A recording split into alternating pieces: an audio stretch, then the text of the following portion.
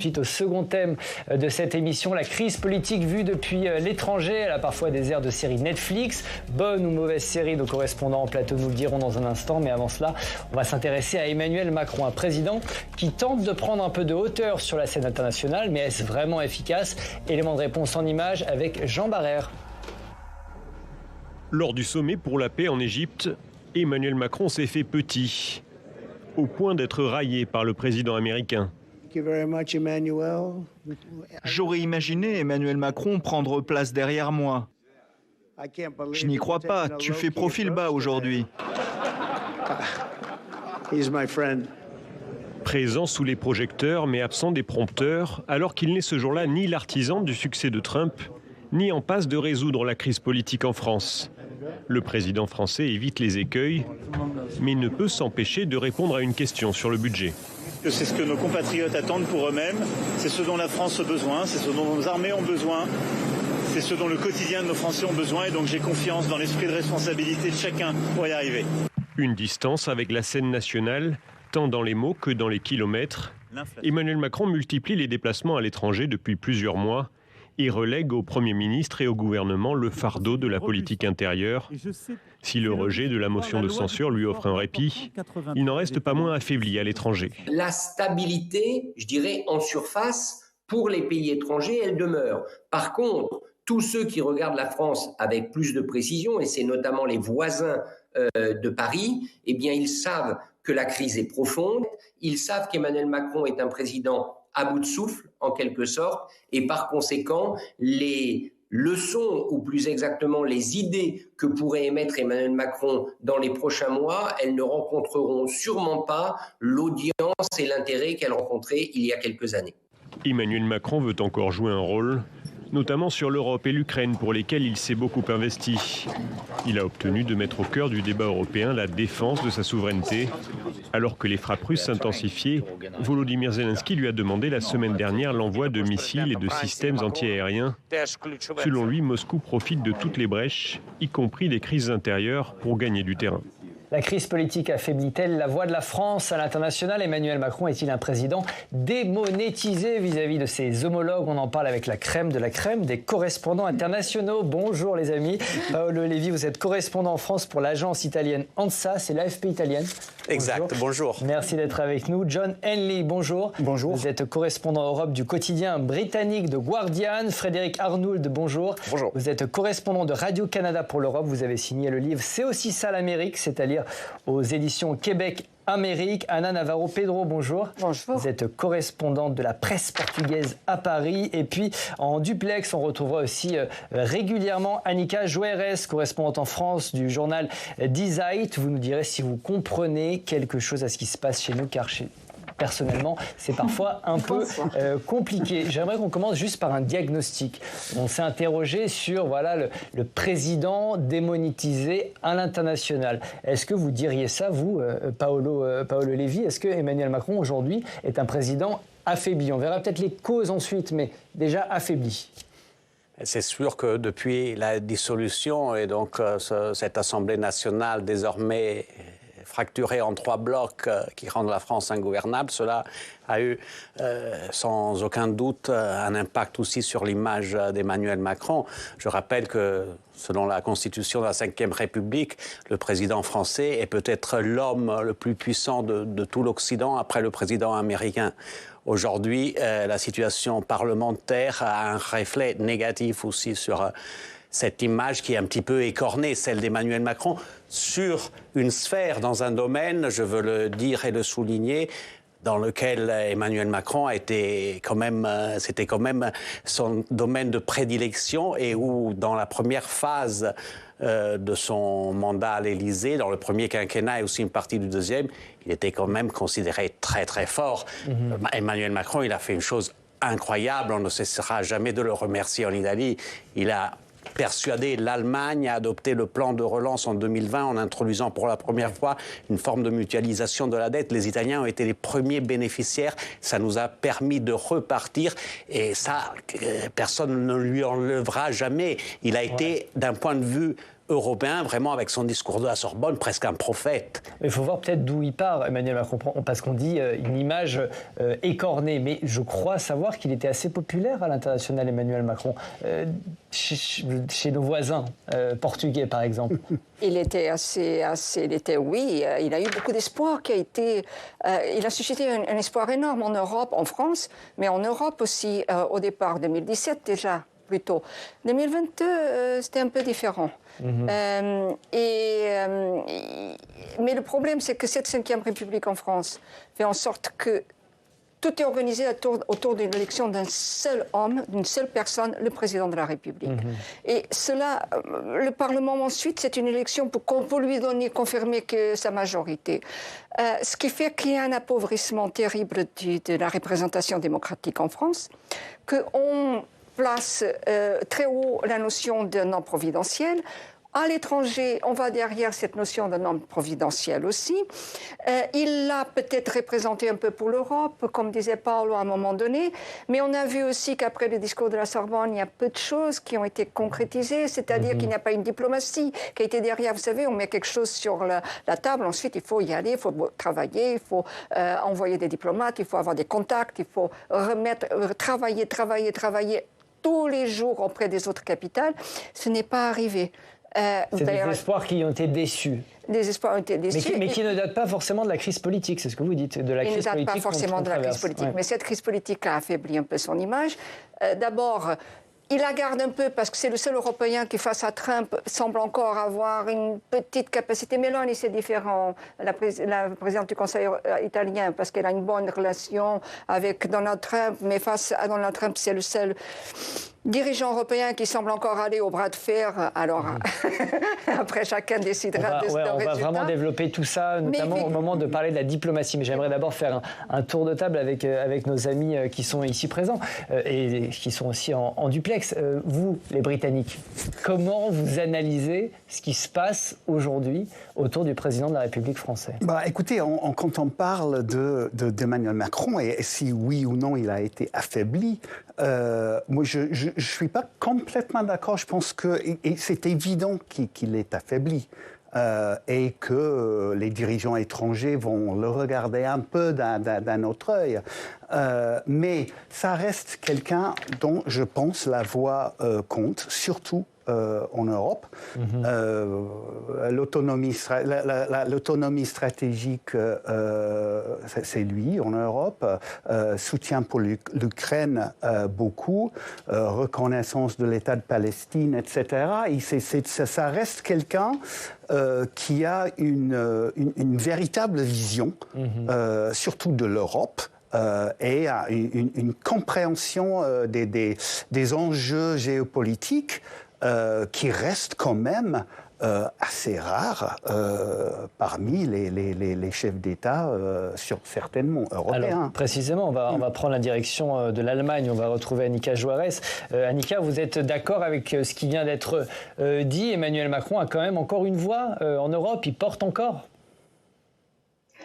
Je pense qu'il a encore une voix et les Allemands tiennent quand même beaucoup à l'amitié franco-allemande.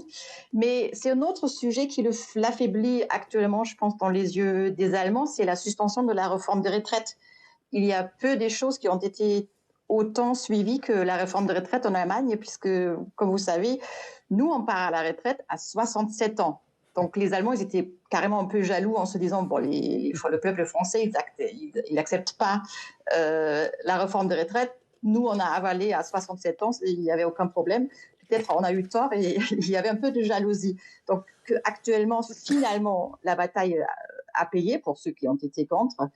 Ça interroge beaucoup les Allemands par rapport à leur propre réforme de retraite. Et ça leur dit aussi, puisque c'était très attribué à Emmanuel Macron, que finalement, il a perdu un peu le pouvoir, puisque c'était quand même sa réforme, la grande réforme de Macron, c'était la réforme de retraite. Au moins, aux yeux des Allemands, c'est pratiquement la seule loi qu'ils pouvaient citer, je suis sûre.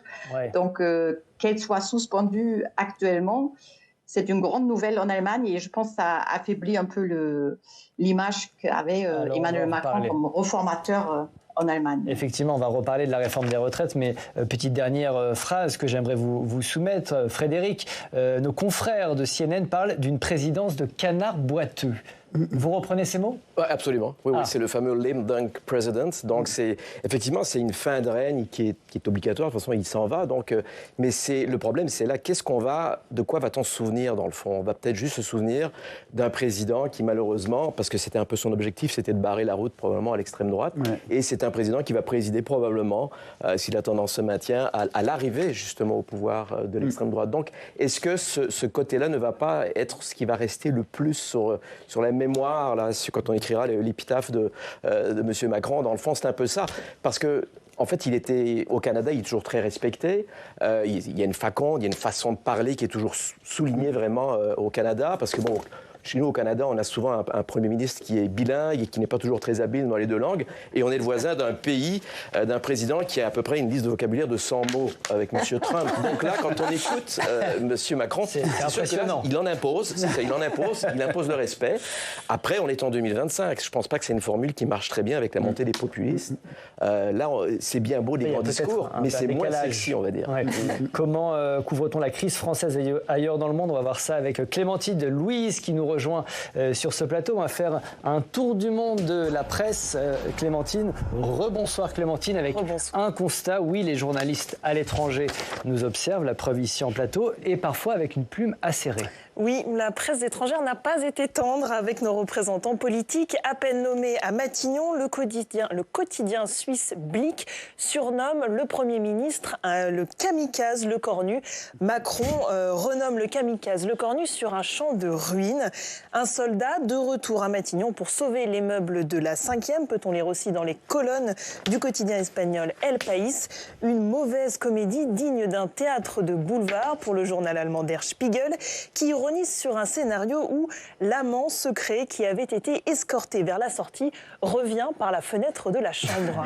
Et nos voisins allemands se permettent même quelques comparaisons. Oui, pour bien faire comprendre l'ampleur du sacrifice de la réforme des retraites, comme le qualifie l'hebdomadaire Die Zeit, les journalistes ont essayé d'imaginer à quoi pouvait correspondre le recul de ce pilier du macronisme chez eux. Je cite, « C'est aussi spectaculaire que si Friedrich Merz lançait aujourd'hui un programme d'accueil des réfugiés pour maintenir les sociodémocrates au gouvernement. » Alors pour vous donner un petit peu de contexte, le chancelier allemand s'est lancé effectivement depuis quelques mois dans un durcissement de la politique migratoire, ce qui ne plaît pas vraiment aux sociodémocrates du SPD. Et c'est surtout l'inquiétude qui domine chez nos voisins européens. Oui, un système politique français en ruine pour le Corriere della Sera italien. Depuis des semaines, le drame politique français inquiète les partenaires de l'Union européenne ainsi que les créanciers du pays, renchérit le Spiegel. Le pays semble ingouvernable, la dette publique augmente sans frein et l'économie souffre. La France, deuxième économie de la zone euro, affiche en effet une dette de 3,4 milliards d'euros, soit 115,6% du produit intérieur brut.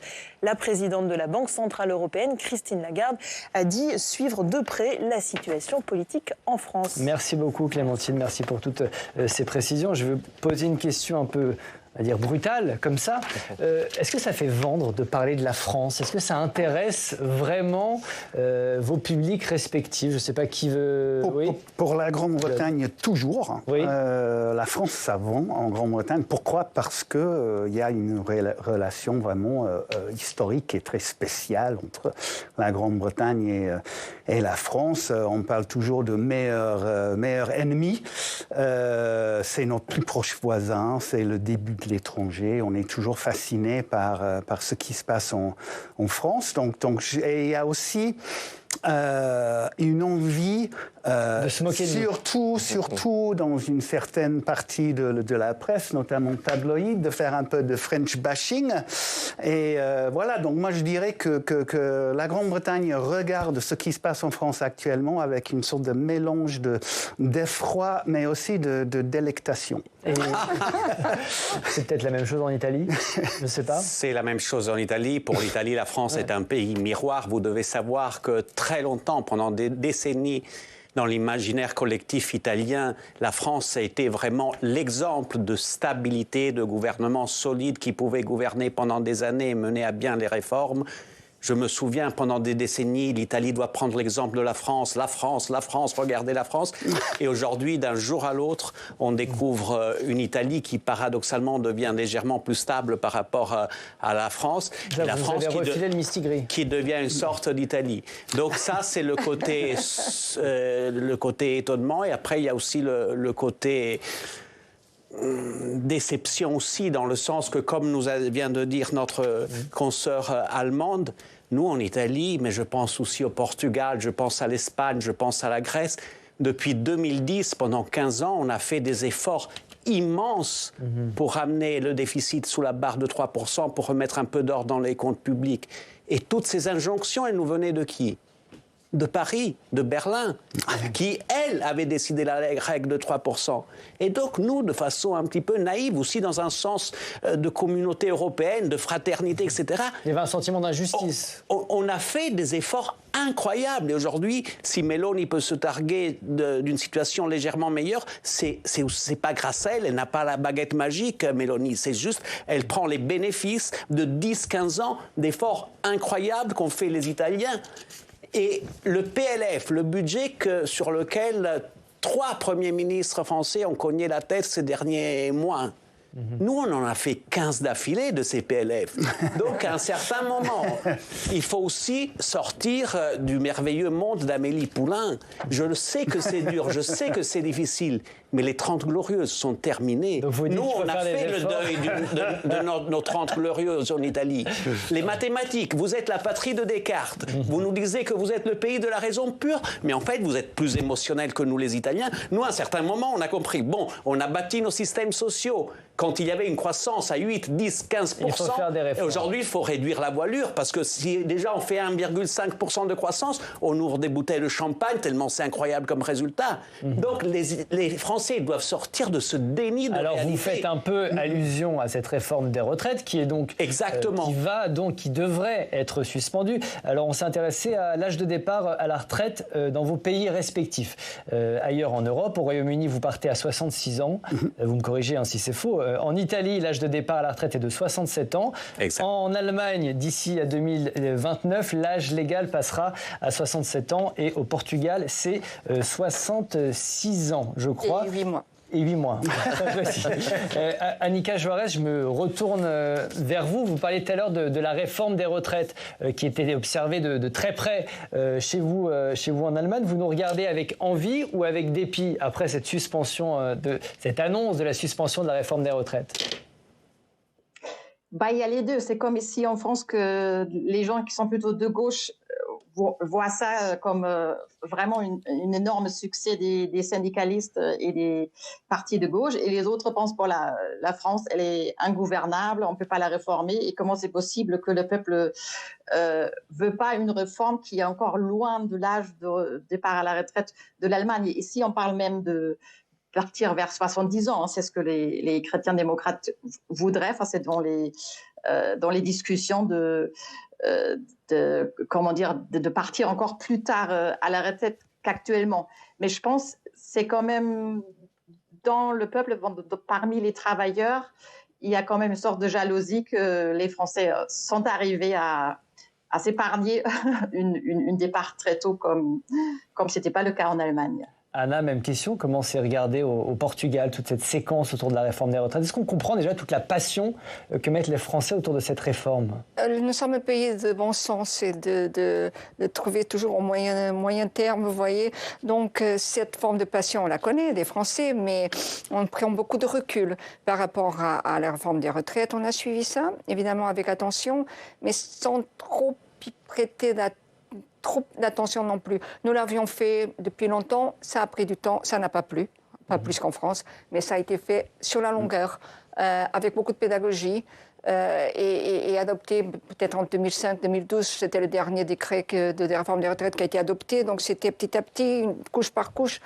Les gens se sont habitués, ils aimeraient bien revenir à 62 ans, à 64 ans, si c'était possible, bien sûr. Donc il y a une forme peut-être, pas d'admiration, mais de respect en tout cas pour ce qu'ont essayé d'obtenir les socialistes en France. On n'en a pas trop parlé, si vous voulez. Non, mais c'est d'où ma question. On a parlé des manifestations violentes et de l'opposition des Français. On sait bien que les Français, quand ils partent, ils sont un peu imprévisibles. Ils n'aiment pas trop qu'on leur marche sur les pieds. On sait bien quand ils partent vraiment. Mais 68, Révolution française. Oui. Donc, la prise de la Bastille. Donc, on le connaît bien, l'histoire française. On sait de quoi vous êtes capable ici dans ce pays. Mais pour la question des réformes des retraites, je pense qu'on est un peu concentré sur nos questions à nous, sur nos problèmes à nous. C'est le côté économique qui nous préoccupe en ce moment pour la France. Sinon, pour le reste, très rapidement, oui, la France et l'Allemagne ont instauré les 3%. Ils les ont violés allègrement. Eh bien, au Portugal, c'est de là où vient peut-être cette indifférence. Chaque fois que je téléphonais pour un sujet, bah oui, mais la France et l'Allemagne, ils vont faire ce qu'ils veulent, et puis nous, on est obligés de... On est au fouet à faire ce qu'ils ont décidé. Il y a un sentiment d'injustice. Mais oui. Oui, bien sûr. Et un peu de résignation, parfois.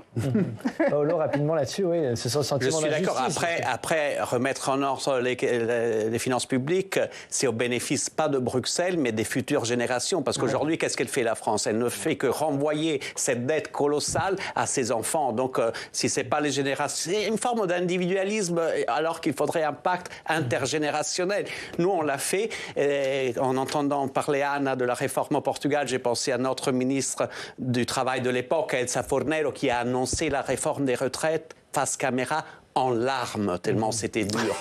Elle était en sanglots. Et le pays a compris que c'était la seule issue possible, tout simplement parce que la pyramide des âges n'est plus la même de celle des années 60, et la croissance n'est plus la même. Et donc, comme la France nous a toujours appris qu'il faut voir Descartes, que Descartes est la boussole, donc les mathématiques et la science sont la boussole, on a découvert que 4 plus 4 font pas 10, mais font 8.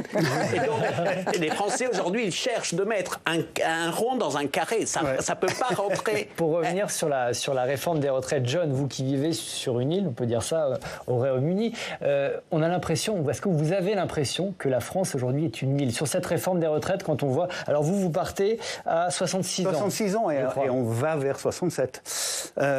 Oui, je pense que c'est très difficile à comprendre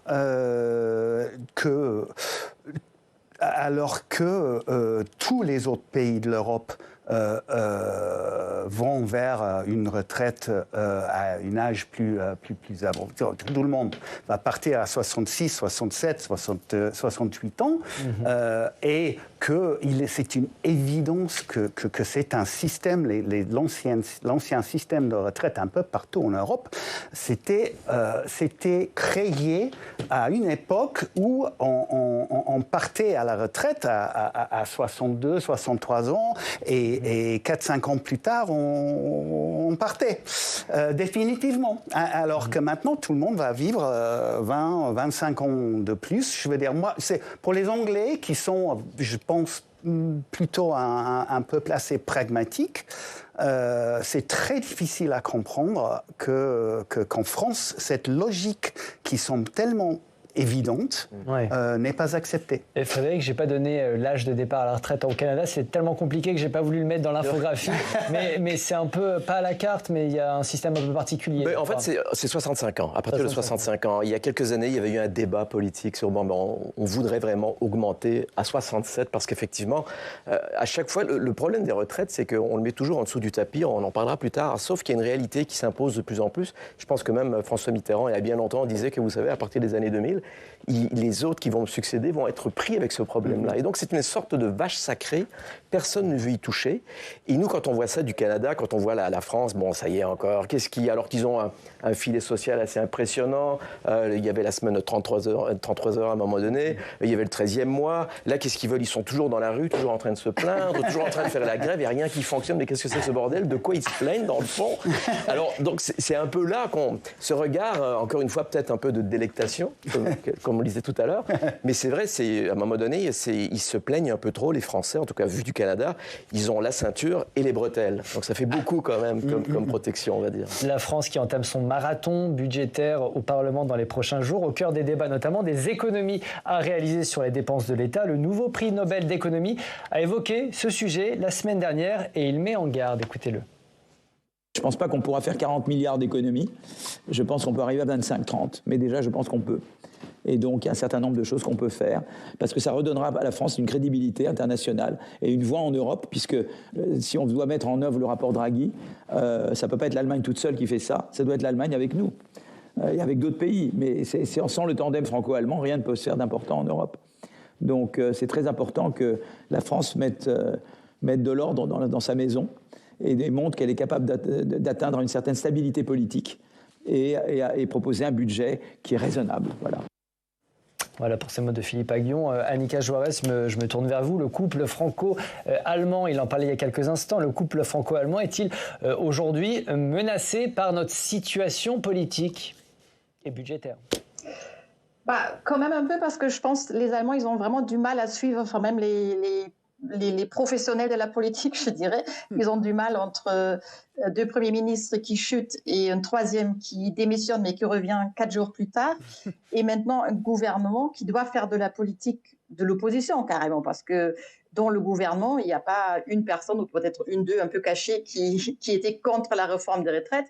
Et pourtant, elle est suspendue. Je pense le même sort va être sur le budget, puisque les socialistes ont bien fait remarquer que s'il y a des choses qui ne leur plaisent pas dans le budget, ils vont faire chuter les gouvernements. Marine Le Pen, elle est toujours prête à faire chuter les gouvernements, la LFI aussi. Donc, à un moment, si les socialistes n'aiment pas trop le budget et les économies que Macron va vouloir faire, et que les Allemands peut-être attendent aussi, à ce moment-là, le gouvernement tombe encore. Donc, on sait en Allemagne qu'on ne peut pas trop compter aujourd'hui sur l'austérité en France, tout simplement parce que c'est les socialistes qui ont le pouvoir, c'est peut-être un peu exagéré, mais quand même un peu. Ils peuvent faire chuter le gouvernement à tout moment, donc ce sera plutôt des impôts qui vont augmenter pour avoir plus de budget. Et c'est pas le chemin de l'Allemagne, mais on attend ce que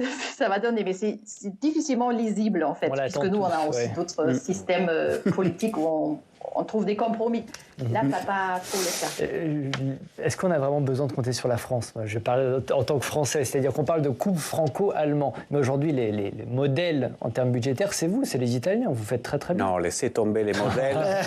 Aujourd'hui, l'Europe a un besoin criant de la France, parce que nous sommes en train de traverser un moment de notre histoire au niveau mondial très délicat. Il y a une guerre aux portes de l'Europe, en Ukraine.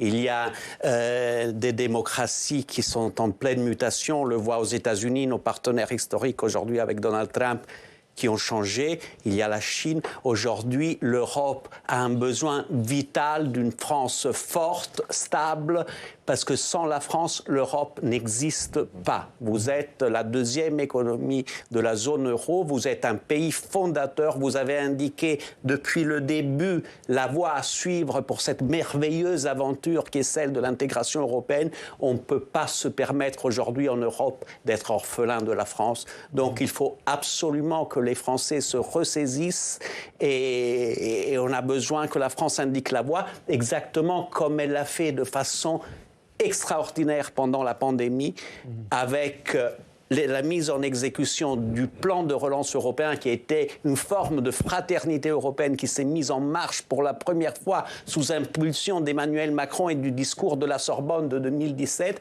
C'est là qui est aussi ensuite la voie du rapport Draghi, est la voie royale. C'est la voie à suivre si on ne veut pas succomber et devenir dans 5-10 ans une colonie. On aura le choix soit de la Chine, soit des États-Unis et peut-être même de la Russie. Vous parliez de justement, vous faites la transition. Est-ce qu'il n'y en a pas un qui se frotte quand même les mains aujourd'hui ? C'est Vladimir Poutine.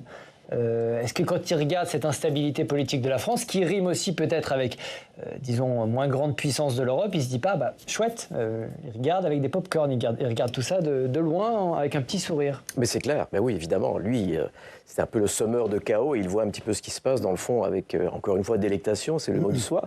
Mais effectivement, pour lui, c'est vraiment des points gagnés dans son escarcelle qui ramasse comme ça, regardez, ça marche pas, ils sont pas capables de s'entendre, donc on a une espèce de mur européen qui se fissure de plus en plus, et de bon augure évidemment pour les éventuels projets funestes que Vladimir Poutine aurait évidemment par rapport à l'Europe. Donc c'est sûr que tout ça n'est pas très bon en fait. Et c'est ça le problème un peu, c'est qu'il était vu un peu comme un des phares importants au niveau européen. Bon, on essaie de reconstruire un peu cette alliance franco-germanique. Et bon, finalement, est-ce que ça va marcher? On n'est pas sûr. Et là, on est peut-être aux portes aussi d'un prochain gouvernement qui aura une vision totalement différente de l'Europe. Et encore une fois, ça fait un peu le jeu de Vladimir Poutine, qui lui, de toute façon, est là quasiment à vie. Hein. Donc, ça ne changera rien. Si Poutine se frotte les mains, c'est pas de son fait, c'est de notre. Donc autant qu'on regarde bien chez nous et qu'on balaye devant notre porte et qu'on arrête déjà d'avoir des positions vis-à-vis, on parle de colonies européennes, on est très près d'actes de vassal vis-à-vis peut-être des États-Unis en ce moment. Ce serait mieux si on pouvait s'affirmer indépendant et fort et digne sur la scène internationale, ce qui n'est pas le cas actuellement. On parle du couple franco-allemand. Je m'insurge toujours contre cette dénomination. Vous êtes les seuls à en parler de couple, cette notion de mariage. Ça n'existe pas en politique. En Europe, on parle de moteur franco-allemand, de locomotive franco-allemande, mais jamais de couple. Cette notion-là est fautive parce qu'elle donne une idée complètement absurde de ce que peuvent être les alliances, ce que peuvent être les intérêts, la défense de certains intérêts par moment, et les rivalités et la défense des intérêts propres uniquement à d'autres moments. Et donc, actuellement, en ce qui concerne la politique extérieure vis-à-vis de la Russie, il semble que Berlin et Paris soient sur la même longueur d'onde, mais il y a tellement d'autres affaires où il y a des problèmes qui ne sont pas résolus. Je pense à la question de l'énergie, la question de la production d'électricité, une usine à gaz qui a été imposée par l'Allemagne et qu'il faudrait peut-être revoir en Europe et très très vite. Et puis, plein d'autres décisions aussi qui sont attendues dans notre continent, mais notamment, il faut redresser la tête et être digne. Mais encore une fois, sur le volet, disons, militaire, le Royaume-Uni, vous faites partie de la coalition des volontaires. Est-ce qu'il y a une crainte que cette coalition des volontaires, donc ce soutien à l'Ukraine, soit aujourd'hui remis en cause? Écoutez, c'est clair qu'Emmanuel Macron a joué un rôle clé dans cette coalition depuis le début. Je pense que même l'opposition la plus farouche en France et à peu près partout en Europe maintenant, il y a les pays, les partis politiques plus ou moins tous, à part les plus extrêmes, comprennent que le soutien de l'Ukraine, c'est vraiment primordial et essentiel. Il y a dans tous les budgets, il y aura, par exemple, en 10 jours des législatives aux Pays-Bas, la question du budget de défense, c'est au cœur de tous les débats. Ça l'était aussi il y a 2 semaines en République tchèque. C'est vraiment, ça fait partie maintenant, je pense, du paysage politique européen, grâce en partie au discours d'Emmanuel Macron. Au discours, pas forcément aux actes, au discours. On va retrouver Annika pour voir ce qui se passe chez nos voisins allemands, qui se réarment. Vous vous réarmez très fortement ces derniers jours, ces dernières heures, avec des annonces très fortes, notamment pour lutter contre la menace russe. Est-ce que ce qui se passe en France, ça vous fait réfléchir aussi? Ça vous fait dire, on sera peut-être seul face à Poutine dans quelques temps? Ça, c'est clair. Donc, il y a un réarmement énorme. Normalement, il y a prévu 500 milliards d'euros pendant plusieurs années pour le réarmement. Et ça, c'est très nouveau pour l'Allemagne, puisqu'avant, on avait une petite armée et pas les mêmes forces que la France. Donc ça, c'est nouveau. Mais je voudrais revenir sur le point que soulevait ma collègue portugaise, puisque justement, ça, c'est très important, parce que l'Allemagne, elle veut se réarmer, mais elle ne regarde pas en face la dépendance qu'on a, nous, en Allemagne, du gaz qu'on avait importé de la Russie. Donc, on avait bien financé aussi la guerre contre l'Ukraine, si vous voulez. Et là, on importe en grande quantité de Trump, des États-Unis, qui nous menacent déjà de livrer moins ou plus ces élans. Donc, on sait qu'avec Trump, c'est un peu imprévisible et c'est pas bien de dépendre de lui. Enfin, ça fait plutôt peur et on ne sait pas ce que ça va donner. Donc, il y a un point noir pour l'Allemagne, dans toute l'Europe, je pense, par rapport à la dépendance du gaz qui vient des États-Unis, qui vient quelquefois avec des détours encore de la Russie. Et ça, c'est un sujet où l'Allemagne n'est vraiment pas bon élève en Europe. Et c'est un point où la France nous avance clairement. Alors on a une question de Laurence qui nous demande est-ce que la France perd en influence au sein de l'Union européenne? Cette évolution pourrait-elle rebattre les cartes des alliances politiques au sein du Parlement européen? Paolo, vous avez tourné la tête. Vous pouvez répondre à Laurence qui se demande si finalement la France est en train de perdre du poids au sein de ces institutions européennes. Écoutez, quand on ne respecte pas la parole, on ne maintient pas les pactes que nous-mêmes on a inventés, parce que le fameux 3%, les règles européennes ont été adoptées sous impulsion de Paris et de Berlin, on perd de la crédibilité, c'est sûr et certain. Nous, les Italiens, on vient de 10, 12, 13, 14, 15 ans d'efforts de budget chaque année, un plus dur que l'autre. Et on n'a pas réchiné dans le... Oui, il y a eu beaucoup de protestations, mais à la fin, on a compris qu'il fallait le faire parce que ce n'était pas pour celles qui nous le demandaient, mais c'était dans l'intérêt des Italiens, même des futures générations, de la soutenabilité du pays. La France ne veut pas le faire. Et donc, on est un peu déçus. Et oui, vous perdez un peu de crédibilité, oui. Que peut faire Emmanuel Macron d'ici à 2027 pour sortir de cette situation? On va faire un tour de table là-dessus. C'est très difficile de voir parce que le problème, il est structurel, en fait.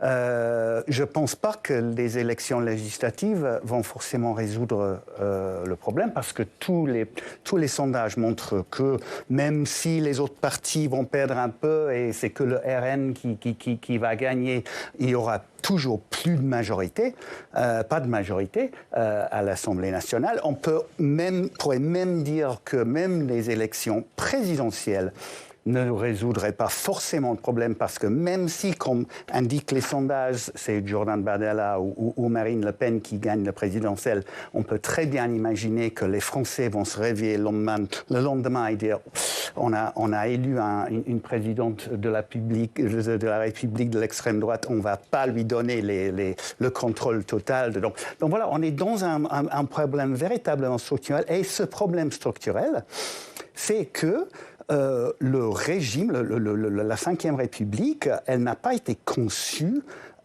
pour un Parlement où il n'y a pas de majorité. Il a été conçu pour des majorités claires et nettes, un peu comme en Angleterre. Et nous, on a vécu ça en Angleterre. Et je trouve ça assez intéressant. Des parlements minoritaires, vous voulez dire? Avec le Brexit, nous aussi, on a connu nos 5 premiers ministres en 6 ans. Pas en 2 ans, mais en 6 ans, on les a connus. Et on a connu nos hommes et nos femmes politiques complètement campés sur leur position, figés dans leurs idéologies, incapables de faire des compromis ou des concessions. C'est ça le problème. Le problème, il est structurel et il est culturel, dans le sens où il faut que la mentalité de la classe politique française évolue et qu'ils comprennent tous qu'il va falloir faire des concessions et des compromis. Paolo, rapidement si vous pouvez, et Frédéric ensuite. Non, je voulais réagir. Pendant très très longtemps, on a beaucoup jalousé la France et ce système de la Ve République justement pour cette stabilité qu'elle garantissait. Aujourd'hui, on se rend compte que vous, avec ces majorités si fortes, si stables dans le temps, c'est comme un muscle, l'art du compromis. Si on ne l'exerce pas, il s'affaisse. Et aujourd'hui, on voit une difficulté vraiment criante de la France à faire du compromis, qui est l'expression la plus belle et la plus noble de la politique. Aller vers l'adversaire politique et trouver ensemble une synthèse. On le fait en Allemagne, on le fait en Belgique, on le fait au Portugal, on le fait partout ailleurs. Il n'y a qu'en France qu'on ne le fait pas. Même au Parlement européen, on le fait. Frédéric, c'est un problème de culture politique? Ben oui, je pense qu'il y a un mea culpa qui ne se fait pas du tout du côté des politiciens. Et je pense que s'ils écoutaient plus la rue, ils se rendraient bien compte que tout le monde pense qu'ils ne sont là que pour leur propre bien-être et leur richesse, etc., et qu'ils ne font rien pour essayer justement de trouver des solutions. Je veux dire, nous, au Canada, c'est sûr que la situation est très particulière, parce qu'ici, c'est une république, donc il y a un président qui a un peu droit de vie ou de mort sous telle ou telle vie politique, et c'est assez bizarre. Chez nous, au Canada, c'est une monarchie parlementaire, donc le chef d'État, c'est le roi Charles. Et au Canada, il y a une représentante qui s'appelle la gouverneure générale. Et quand le Premier ministre n'est plus capable en fait, il perd face à une motion de censure, il doit aller voir la gouverneure générale, il lui dit, écoutez, je ne sais plus gérer le pays, donc on va directement en élection. Donc c'est pas comme ici où là, on prend quelqu'un qui ne veut pas devenir Premier ministre, ça marche pas, ça dure 14 heures, on le ramène, on le remet encore. Non, tu continues, il faut absolument trouver une solution. Donc ça ne marche pas. Mais là, au Canada, et de plus en plus, on a vraiment une démarche parlementaire différente qui est plus actualisée, je crois, parce qu'on a beaucoup de gouvernements minoritaires. Et donc, on n'a pas le choix. Si on veut essayer de trouver des solutions, il faut aller chercher quelques voix, peut-être pas tout un groupe de politiques, mais au moins, c'est ce besoin d'éviter des élections qui parfois sont très coûteuses aussi aux contribuables et d'essayer de sortir de l'ornière avec des solutions. On parle de culture politique, on va voir ce qui se passe chez nos amis allemands. Annika, c'est quoi le secret chez vous pour trouver ces fameux compromis au sein de la classe politique? Vous avez un secret à nous révéler. Oui. Je pense qu'il n'y a pas un grand secret. Ils ont pas le choix. C'est le système proportionnel pendant les élections qui fait que pratiquement jamais il y a eu la majorité absolue pour un parti. Ça, c'était très rare dans les années 80, mais depuis, non. Et du coup, ils sont obligés de trouver des compromis. Donc, par exemple, là, la grande coalition qui règne en Allemagne, justement, c'est les conservateurs avec les sociodémocrates. C'est un peu comme... Ça aurait pu être ici en France le socle commun, ce qu'on appelait à l'époque le socle commun, avec les socialistes, par exemple. Ça ne s'est pas fait, mais en Allemagne, ça s'est fait avec les compromis. Genre, les socialistes disent, pour nous, c'est très important que le SMIC augmente. Et pour les conservateurs, c'était très important qu'il y avait les contrôles aux frontières européennes. Ce que, personnellement, je regrette, mais c'était leurs exigences. Donc, du coup, ils ont décidé ensemble, c'est là. Maintenant, on a le SMIC augmenté et les contrôles à la frontière. Et il règne toujours, pas sans difficulté non plus, mais ils savent qu'il n'y a pas d'alternative. Il nous reste très peu de temps. Une question pour vous. Anna, elle vient de Jacques qui demande si la montée de l'extrême droite en France inquiète les autres pays. Est-ce que ça bloquerait les accords et les alliances avec les autres pays? Mais peut-être sur cette question de l'inquiétude au regard des sondages. Je ne le pense pas. Elle inquiète évidemment une grande partie des populations et des politiciens de ces pays, mais la même situation existe ailleurs, elle existe chez moi. Nous avons au Parlement 3 blocs. L'un des blocs principaux, c'est l'extrême droite. Il est promis à augmenter encore son score. Donc tous les pays connaissent le même problème. Il faut vivre avec. Et je ne crois pas que la France serait mise au banc des nations si demain elle avait un gouvernement d'extrême droite. Pas d'inquiétude, autre mesure. Inquiétude, oui, mais pas... 25 secondes pour répondre à cette question. Chez nous, l'extrême droite est à 33% aussi. Donc, on a toujours dit que le système électoral britannique allait éviter ce genre de problème, mais on est exactement dans le monde. Voilà, on vit dans un monde où les grands partis deviennent plus petits et les petits partis deviennent plus grands et les systèmes ne sont pas prêts à Paolo, je ne vous pose pas la question. Nous, on les a déjà au gouvernement, l'extrême droite, mais le génie, quelque part, de Giorgia Meloni a été celui de faire exactement l'inverse de ce qu'elle a promis pendant la campagne électorale. Donc, dès qu'elle est arrivée aux manettes du pouvoir, ancrage fondamental de l'Italie à l'Europe, à l'OTAN, et donc c'est une extrême droite qui s'est diluée au moment de prendre le pouvoir. C'est le mot de la fin, c'est la fin de ce débat. Merci à tous les 4, à tous les 5. Salut à vous d'avoir votre écran. Merci de votre fidélité à Public Sénat. Vous pouvez retrouver cette émission en replay sur notre site internet. Demain matin, vous serez réveillés comme tous les jours par Oriane Mancini. Rendez-vous à 7h30. Son invité Gaëlle Paty, la sœur de Samuel Paty. Je vous souhaite une excellente soirée sur le canal 8 de la TNT. Bye bye.